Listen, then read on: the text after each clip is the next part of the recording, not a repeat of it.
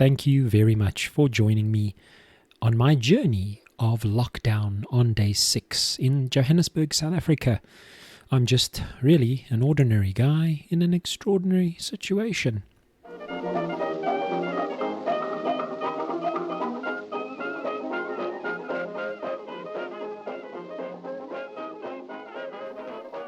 So, here we are. Day 6 has arrived. Day 6. I hope you are well. I hope you are managing. Today I want to talk about two different things that keep cropping up for me when I'm sort of looking at the collective consciousness of Facebook, the collective consciousness of Twitter. I think it's those tools have truly allowed us to get a real sense of where people are at. It's amazing when you look at these platforms, you can tell that we are all very similar, that there are sort of trains of thought, sort of 3 or 4 or 5 general large portions of thought in any one direction. And that fascinates me. It also fascinates me that there's usually a very small outcrop on either side of a fence that are quite different with their thoughts. And I think that's fascinating too. So everybody's concern today was that there are provisions, legally speaking, to extend our lockdown. And of course, this is a subject which makes people concerned or worried. Others would nod in agreement and agree that it's a logical thing to do, although it is difficult. And I think a lot of how you feel about the notion of extensions would depend on your capacity or ability to financially survive it, to feel like you're still able to give people in your family a roof to stay in, under food, just generally be able to be, not have that concern that the well is going to run dry and you are going to become desperate. And I think when you look at war, that's a good example. All of these world wars that had happened before, you can tell a lot about a person who's lived through that by the way in which they sort of deal with food, because there's a very strong feeling about wastage, about storing, about making things last. There's a sense of you need to be very careful with what you have, the objects you have. So in a planned obsolescence and redundancy world where you're throwing away your phone every couple of years, they still run the original fridge they bought 30 years ago when they got married, and they prefer to get things like a tumble dryer or a vacuum cleaner repaired rather than replaced. Sometimes repaired at the cost of what it would cost to replace. And it's interesting because those periods of little or restriction or rationing stays with you. It seems to stick to you. I don't know if you can ever, like I was thinking to myself, the amount of times that I now wash my hands, use hand sanitizer. When I think about where I'm touching a door to open it, or a gate, or a surface, an escalator, even though I haven't been out to do those things, I'm sort of become aware of light switches in my own home, gates, security gates, or whatever it may be, a garden gate. I have this awareness now that I don't want to engage. I don't want to touch the stuff. I was thinking about all the touch points in a car, for example, from the handle when you enter, a mirror, a seat belt, a gear lever, handbrake and radio knob, all these places where people touch. And I thought, wouldn't it be amazing if you could put some sort of glitter, or you could put paint, some sort of UV paint on your hand, and just through generally moving through your day, you can see how often and how much you both touch your face, yourself, the objects around you. And I don't know if I'm ever going to be able to go back to not being aware of those things. Or will I be able to return to a place where I sit down at a restaurant and I'm not going to wipe down the table myself with some sort of antibacterial alcohol wipe? I don't know if that's going to happen. Will we ever be able to travel on aeroplanes again without having our temperatures read, or some other sort of intermediary test when wanting to leave from one country to another? There is going to be some level at which in the same way in which they upgraded the doors between the pilot and the passengers after 9/11. How things became far more conscious of threats. And I'm wondering what shifts there will be and if I will ever be able to return to not caring, because I don't care. If you wipe the table at a restaurant, if you don't, doesn't matter. Doesn't matter. Unless I'm sticking to the thing. It was like, well, I'm South African, man. We're used to this kind of thing. We're cool. We're like cockroaches. We just live through it all. And I don't think I can return, not easily, to that kind of flippancy. And I don't think I want to. I also don't know if I want to be unaware anymore. I don't think so. There's something about that awareness which also brings presence.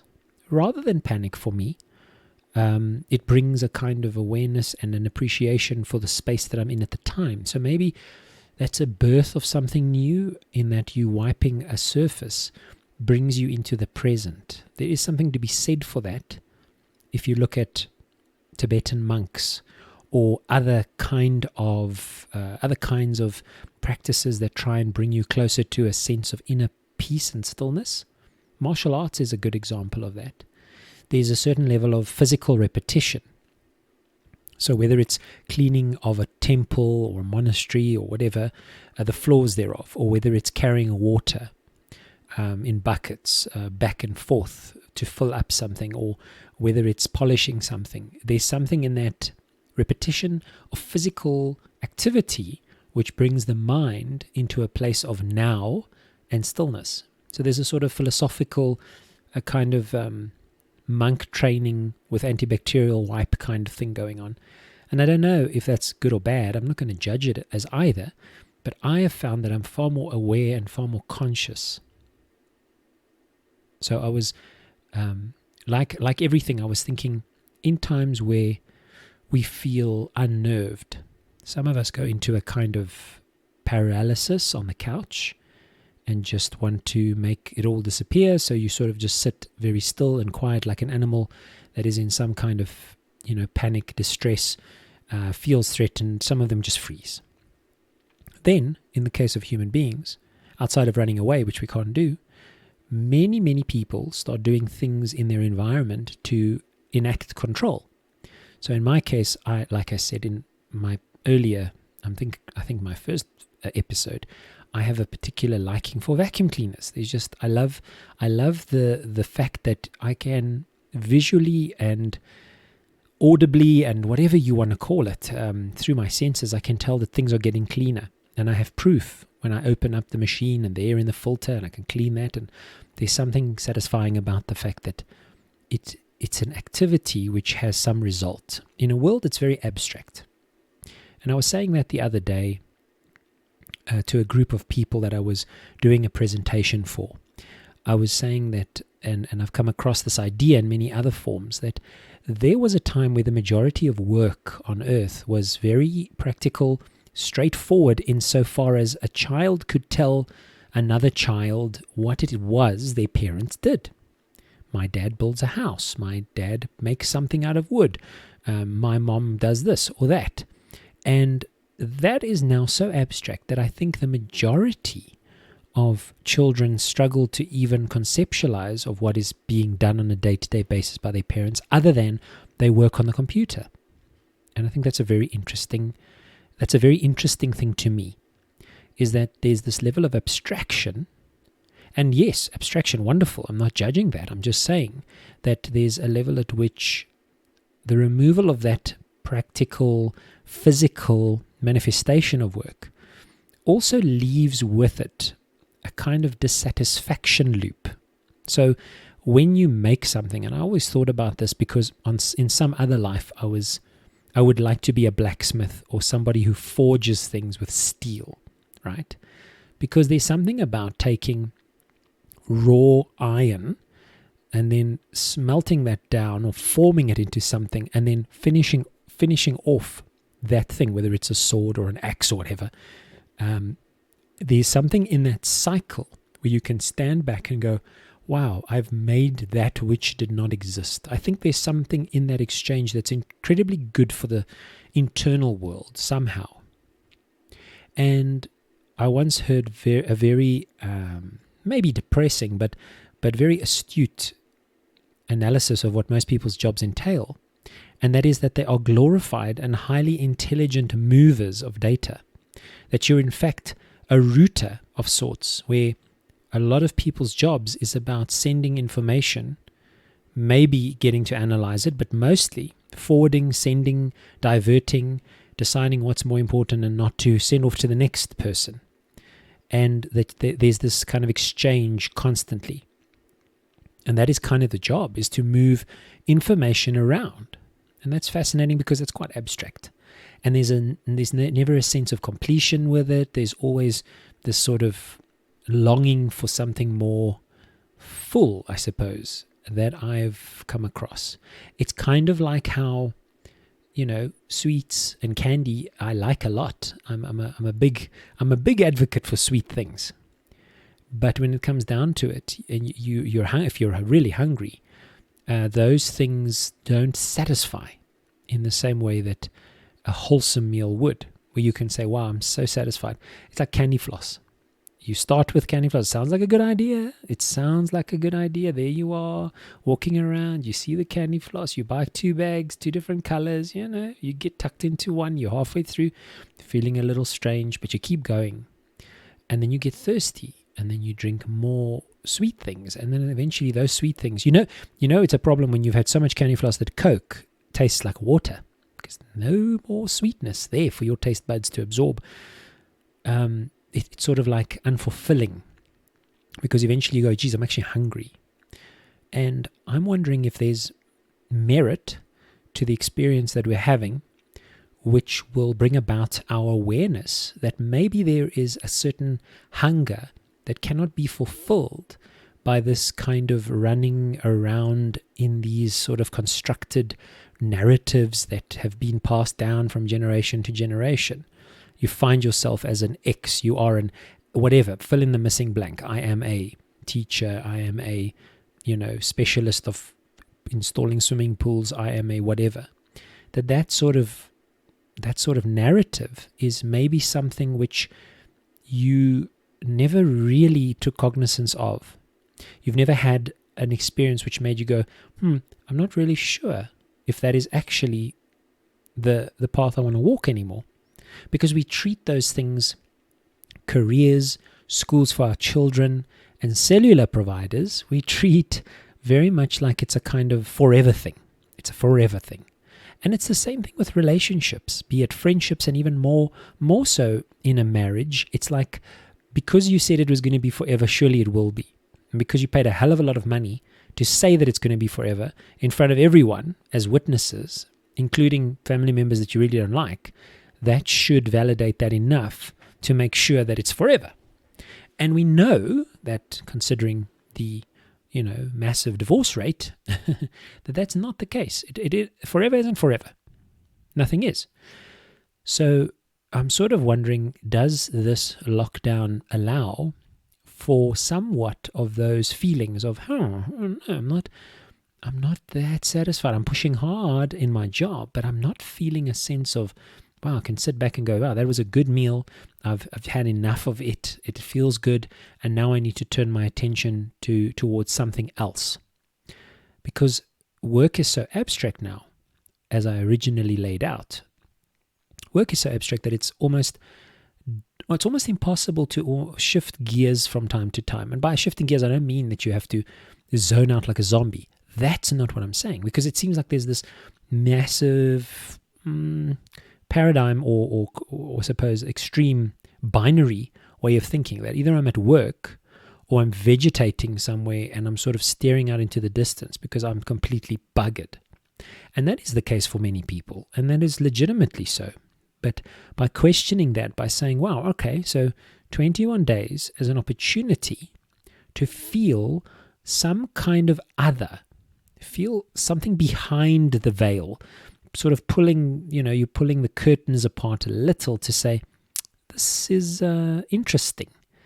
And I remember something for me that was so important, because throughout my life, I have suffered deeply with feelings of self-loathing. They were a part of me when I was a child, and they just grew in intensity. And I masked those through wanting perhaps affirmation, and that affirmation I got through doing everything for everyone else. So it didn't really matter, what the task was, whether it was crazy, monumentally too big, dangerous, insane. If I identified it as a need and you were in my sphere of life, then I would want to do it, and I would just do it.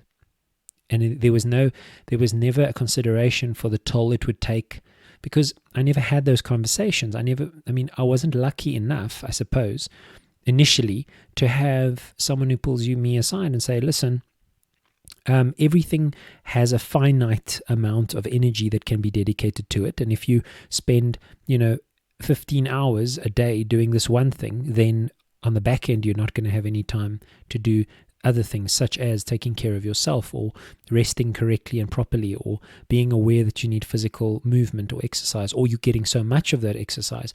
I've pendulumed between extreme states. And the thing that I did is, initially I studied dramatic arts, and I was going to be, deeply rooted in being an actor.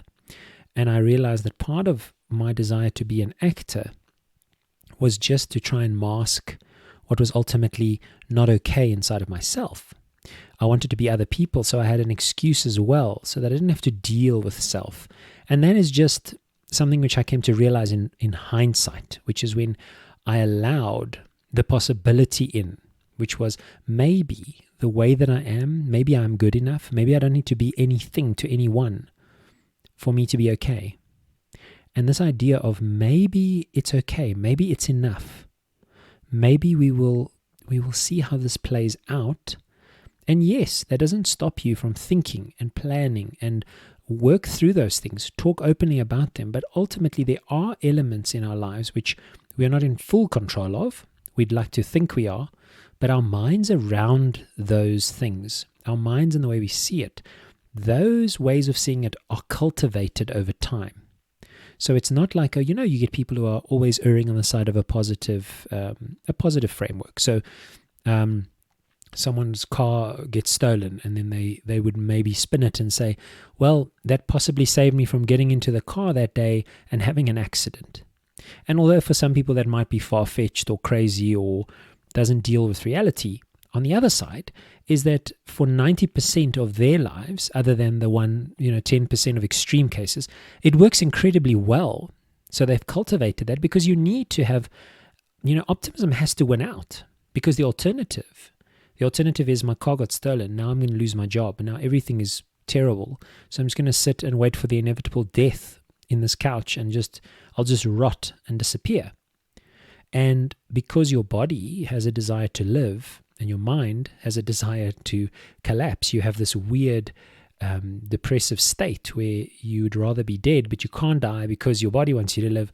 And, the whole thing snowballs. But what I'm trying to say is that erring on the side of positivity doesn't mean you have to be disconnected. You don't have to say, well, I'm allowing some of these thoughts in about my job, about what I'd like in terms of a relationship with my child or children or wife or husband or partner, whatever.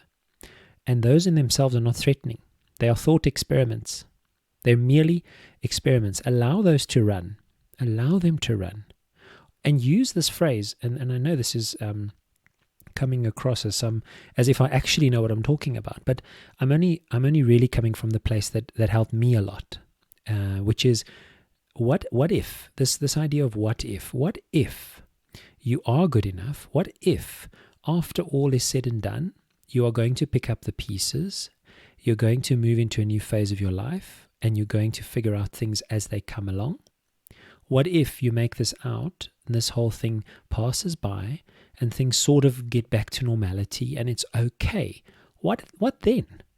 What happens then?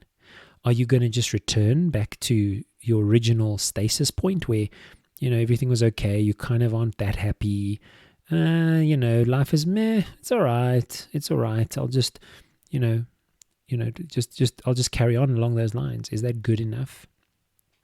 Or did something rub off on you in this kind of completely non-abstract world that you now find yourself in? I'm sure some of you feel very much more present. I don't know. I'm speaking for myself. I'm really speaking for myself. But yeah, let me know. I'd love to know if you have found that you are more present. I was blowing leaves today. Like I was saying earlier, we like to control our environment. So I've got this thing now where I want to just get rid of all these leaves falling from a tree, and I want to control my environment by blowing them all away off these bricks at the back of the house. And as I was doing so, and I was thinking, wow, this is ridiculous. This is madness, right? But I was looking at spaces between the bricks, and I was noticing small little plants growing there. And I was noticing the absolutely humongous and frightening a level of ant building happening in and around the house, where there's so many ants. It's almost insane. They're going to carry the whole house away eventually. But there was an appreciation for the side-by-side nature of life and me trying to control life. And I thought that was quite nice and poignant. And normally when I'm sort of blowing leaves, I just want to blow them. I just want to blow them away. And I didn't care. But now, because I feel more calm, and part of that, and again, this is something I'd love to know from you if you've experienced this.